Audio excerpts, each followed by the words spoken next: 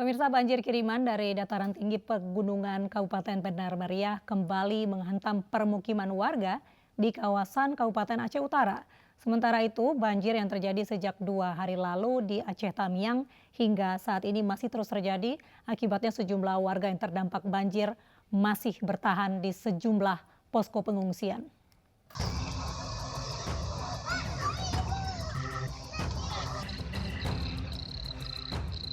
Banjir kiriman akibat tingginya curah hujan kembali menghantam pemukiman warga di kawasan pemerintahan Kabupaten Aceh Utara. Banjir kiriman datang dari dataran tinggi pegunungan Kabupaten Benar Meriah dan Kabupaten Aceh Tengah hingga merendam ribuan rumah pemukiman warga. Warga di Kecamatan Matang, Kuli Aceh Utara sudah pasrah menjadi korban imbas banjir setiap saat. Keberadaan pembangunan bendungan waduk hingga kini belum mampu menanggulangi dampak banjir. Dia Pak di sini Pak, udah pulang kampung. Jadi 1 tahun 15 kali. 1 tahun 15 kali. Ya, apakah dengan pembangunan waduk ini bisa mencegah nggak Pak? Nggak bisa. Kenapa Pak? Sama aja. Sama aja.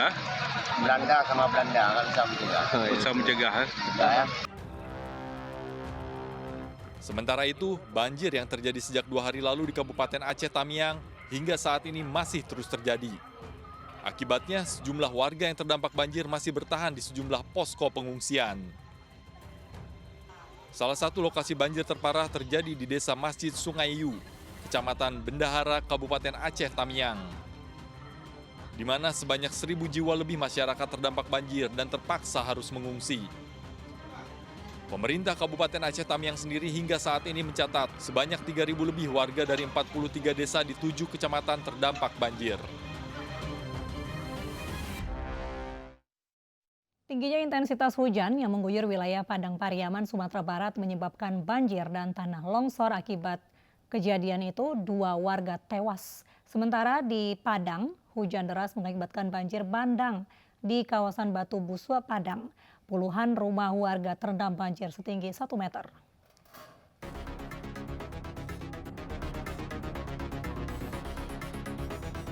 Tingginya intensitas hujan yang mengguyur wilayah Padang Pariaman, Sumatera Barat menyebabkan banjir dan longsor. Selain merendam ribuan rumah, banjir dan tanah longsor yang terjadi di Kabupaten Padang Pariaman juga mengakibatkan 2 warga tewas tertimpa material longsor. Hingga kini banjir masih menggenangi sejumlah daerah terutama yang berada di pinggir Sungai Batang Tapaki dan Sungai Batang Ulakan. Dari data BPBD Padang Pariaman, ada 11 dari 17 kecamatan di daerah tersebut terkena bencana banjir dan tanah longsor. Terkena dampak. Kalau di Tapaki sendiri itu lebih kurang 1.200-an kakak kita. Ada 9 korong yang terdampak banjir seperti ini. Itu korong yang terparah di korong apa Ya, Bang? korong Kasai, Subu, Kampung Pawuh, Kalamuntuang, Suro Kandang. Sementara di Kota Padang, Sumatera Barat, akibat hujan deras di kawasan Batu Busua, Kecamatan Pauh, banjir bandang menerjang permukiman warga dan merendam puluhan rumah yang berada di pinggir aliran Sungai Batu Busua. Tim SAR gabungan dari Basarnas, BPBD, Damkar, TNI, dan Polri dikerahkan ke lokasi untuk mengevakuasi warga yang terjebak banjir. Tadi kami dengan pimpinan di sini melaksanakan koordinasi untuk membuat pengungsian sementara itu di SD 29 di sini.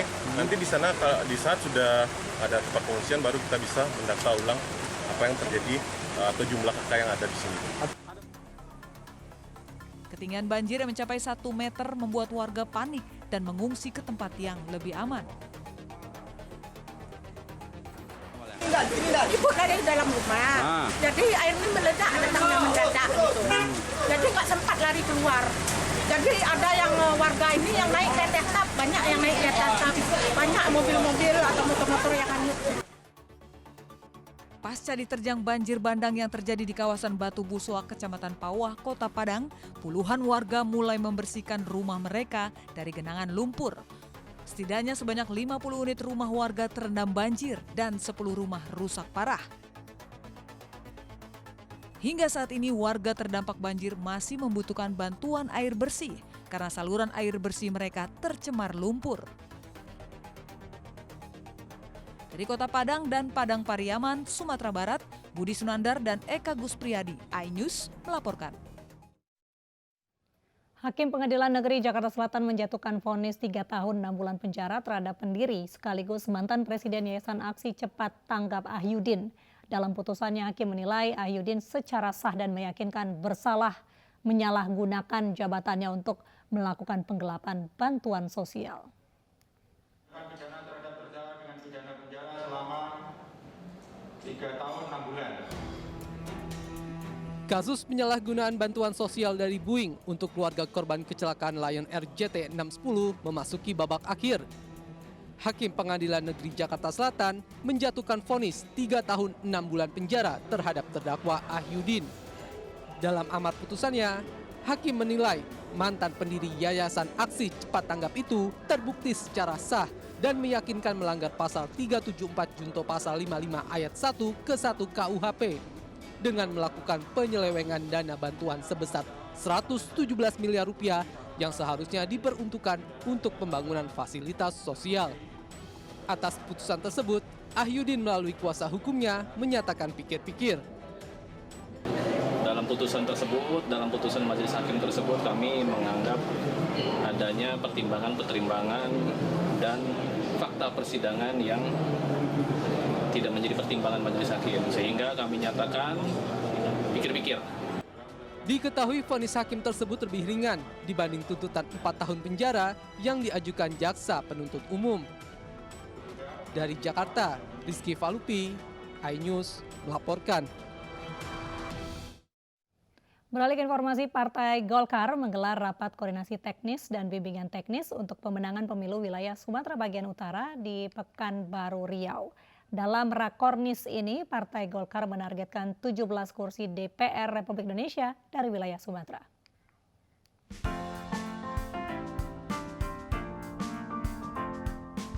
Ketua Umum Partai Golkar Erlangga Hartarto menghadiri rapat koordinasi teknis dan bimbingan teknis untuk pemenangan pemilu wilayah Sumatera bagian utara di Pekanbaru Riau.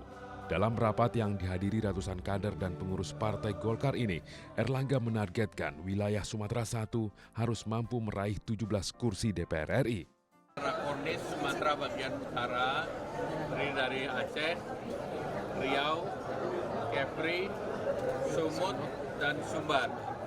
Nah, ini target-target untuk capaian baik pileg maupun pilpres, dan ini melibatkan fungsionaris dan pengurus Golkar di provinsi. Pada pemilu 2024 mendatang, Partai Golkar menargetkan meraih 20% suara nasional atau sebanyak 115 kursi di DPR RI. Bergabungnya Ridwan Kamil menjadi semangat baru Partai Golkar untuk memenangkan pemilu 2024 mendatang. Dari Pekanbaru Riau, Indra Yoserizal, iNews melaporkan.